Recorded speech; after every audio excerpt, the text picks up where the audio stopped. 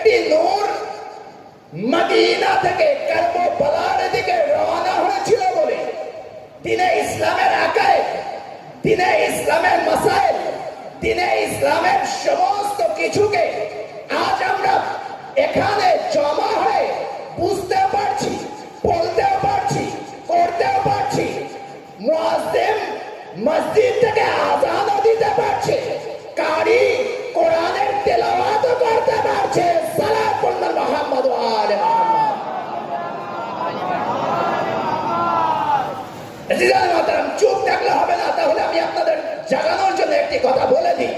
আমি ওই হুসাইনের কথা বলছি, যে হুসাইনের জন্য সন 4 হিজরিতে 3 শাবানে ইমামে হুসাইন আলাইহিস সালামের যখন জন্ম হয়েছে, তখন ইমামে হুসাইন আলাইহিস